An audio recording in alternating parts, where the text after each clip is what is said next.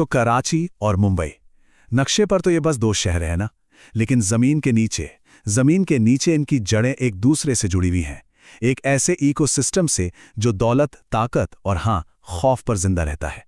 देखिए, ये सिर्फ कुछ गैंगस्टर्स की कहानी नहीं है, नहीं, ये एक पैरेलल सरकार, एक समानांतर सरकार की कहानी है। तो चलिए आज इसी अंडरवर्ल्ड के पूरे सिस्टम को डीकोड करते हैं। तो चलिए शुरू करते हैं। कहानी शुरू होती है एक सवाल से, एक ऐसा सवाल जिसने ना कराची की गलियों का मुकद्दर ही तय कर दिया। सवाल ये था कि ताकत का असली मतलब है क्या? क्या ये वो पैसा है जो सरहदें पार कर सकता है, या फिर ये वो खौफ है जो एक एक गली, एक एक मोहल्ले पर राज करता है? और जानते हैं, यही वो टकराव था ग्लोबल टाइकून दाऊद इब्राहिम और लोकल वॉरलॉर्ड रहमान डकैत के बीच। अब इसे देखिए, ये दो बिल्कुल अलग अलग बिजनेस मॉडल हैं। एक तरफ है दाऊद, सोचिए एक ग्लोबल कॉरपोरेशन, 20 लाख करोड़ की नेटवर्थ और सबसे बड़ी बात, सिस्टम का पूरा सपोर्ट। और दूसरी तरफ रहमान डकैत, एक हाइपर लोकल किंगडम का सरदार, जिसकी असली दौलत क्या थी? उसके बलोच लड़ाके। दाऊद की स्ट्रैटेजी थी सिस्टम को खरीदना और रहमान की सीधी सीधी ताकत दिखाना, रॉ पावर। विवेक अग्रवाल का ये जो कोट है ना, ये पूरी डायनामिक्स को एक लाइन में समझा देता है। इसे ऐसे समझते हैं, मान लीजिए दाऊद एक इंटरनेशनल क्रिकेट टीम का कैप्टन है जिसके पास दुनिया के सबसे महंगे खिलाड़ी हैं, लेकिन मैच कहां हो रहा है? कराची की धूल भरी पिच पर। और वो पिच वो रहमान डकैत का होम ग्राउंड था। और अंडरवर्ल्ड के खेल में होम ग्राउंड एडवांटेज का सीधा मतलब होता है जिंदा रहना। और फिर रहमान ने जो किया वो उसकी ताकत का सबसे क्रूर, सबसे भयानक प्रदर्शन था। ये सिर्फ एक मर्डर नहीं था, नहीं, ये एक साइकोलॉजिकल ऑपरेशन था। सोचिए, दाऊद के अपने भाई नूरा को उठाना, उसे टॉर्चर करना और फिर उसकी लाश फेंक देना।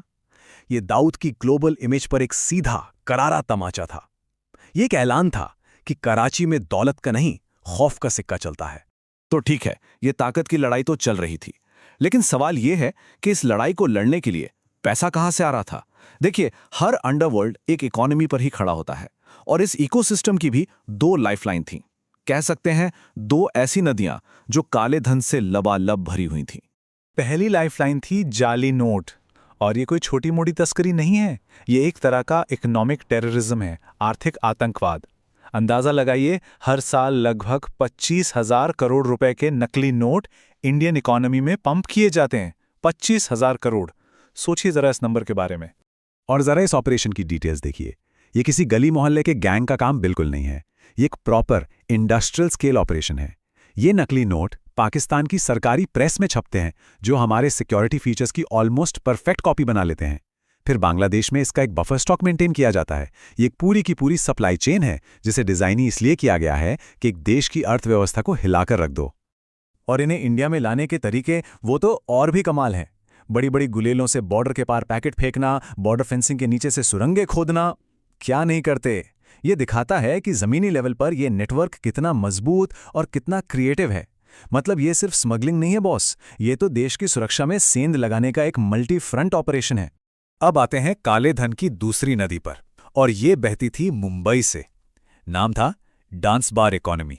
अपने पीक पर जानते हैं ये कितनी बड़ी इंडस्ट्री थी? 1 लाख करोड़ रुपए। 1 लाख करोड़! ये सिर्फ एंटरटेनमेंट नहीं था, ये अंडरवर्ल्ड के लिए कैश फ्लो बनाए रखने की और काले धन को सफेद करने की सबसे बड़ी, सबसे पावरफुल मशीन थी। और देखिए कि ये इंडस्ट्री कैसे बड़ी हुई। 60 के दशक में एक छोटे से बिजनेस आइडिया से इसकी शुरुआत हुई, और 90 के दशक तक आते आते ये एक ऐसा अनकंट्रोल्ड मॉन्स्टर बन चुका था जिसकी कोई हद नहीं थी। शेयर मार्केट का पैसा, रियल एस्टेट का पैसा, अंडरवर्ल्ड का पैसा, सब यहीं आकर मिलता था। टोपाज बार जैसी जगहें तो सिर्फ डांस बार नहीं थी, वो एक तरह से पैरेलल स्टॉक एक्सचेंज बन गई थी।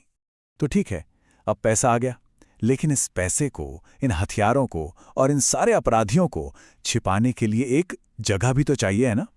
एक ऐसा इलाका जहां कानून पहुंच ही ना सके। और ये जगह थी शहर के बीचों बीच बसी हुई वो बस्तियां जिन्हें हम स्लम कहते हैं। लेकिन एक मिनट, ये बस्तियां सिर्फ गरीबी से नहीं बनती, नहीं, इन्हें बनाने वाले होते हैं स्लम लॉर्ड्स। और ये लोग सिर्फ क्रिमिनल नहीं हैं, ये एक तरह के कह सकते हैं अनऑफिशियल अर्बन प्लानर हैं। ये जमीन पर कब्जा करके एक ऐसा छोटा सा देश बनाते हैं, एक माइक्रो नेशन, जहां उनका अपना कानून चलता है, अपनी इकोनॉमी चलती है और अपना सिस्टम चलता है।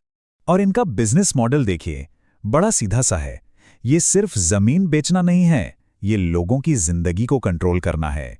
अच्छा, जमीन खरीद ली, अब मकान बनाने का सामान भी मुझसे ही खरीदोगे। पानी चाहिए, बिजली चाहिए, उसका पैसा भी मुझे ही दोगे। पुलिस और नेताओं को हफ्ता पहुंचाया जाता है और ये एक ऐसा सिस्टम बना देते हैं जहां सरकार की, स्टेट की कोई जरूरत ही नहीं बचती। तो माफिया के लिए ये बस्तियां सिर्फ छिपने की जगह नहीं हैं, ये स्ट्रेटेजिक एसेट्स हैं। ये उनके वेयरहाउसेस हैं, उनके बैरक्स हैं और ये उनके मजबूत किले हैं। वो भूल भुलैया जैसी गलियां हैं ना, वो पुलिस के लिए इन्हें नो गो जोन बना देती हैं। ये वो जमीन है जहां अंडरवर्ल्ड असल में सरकार से ज्यादा ताकतवर है। लेकिन रुकिए, मुंबई और कराची की कहानी को अगर सही मायने में समझना है तो हमें थोड़ा जूम आउट करना होगा। इस लोकल अंडरवर्ल्ड को ग्लोबल ऑर्गेनाइज क्राइम की जो फूड चेन है ना, उसमें रखकर देखना होगा। तभी हमें इसकी असली जगह समझ में आएगी।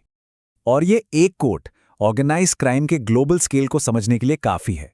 जापान के याकुजा के सामने डी कंपनी, मुंबई की भाषा में कहें तो पानी कम चाय है, मतलब उसके सामने कुछ भी नहीं। और ये टेबल इस फर्क को बिल्कुल साफ कर देता है। और ये सिर्फ स्केल का फर्क नहीं है, ये फिलॉसफी का फर्क है। डी कंपनी का मॉडल क्या है? क्राइम, उगाही, तस्करी, ड्रग्स। वहीं याकुजा का मॉडल है कॉर्पोरेट दुनिया। वो एविएशन कंपनियां और होटल चेन्स चलाते हैं। एक तरफ सड़कों पर गैंग वॉर होती है, दूसरी तरफ अगर किसी ने गद्दारी की तो उसे ऑर्गेनाइजेशन के सम्मान के लिए खुद अपनी जान लेनी पड़ती है। सोचिए, एक तरफ है अराजकता और दूसरी तरफ है एक बेरहम क्रूर अनुशासन। तो अंत में सवाल ये नहीं है कि डॉन कौन है। असली सवाल तो ये है कि जब कोई अंडरवर्ल्ड अपनी खुद की इकोनॉमी बना ले, अपने खुद के शहर बसा ले और अपना खुद का कानून लागू करने लगे, तो फिर उस अंडरवर्ल्ड और एक सरकार में फर्क ही क्या रह जाता है? और जब ऐसी पैरेलल सरकारें हमारी दुनिया के ठीक नीचे, हमारी नजरों से छिपकर काम कर रही हों, तो असली ताकत असल में किसके हाथ में है?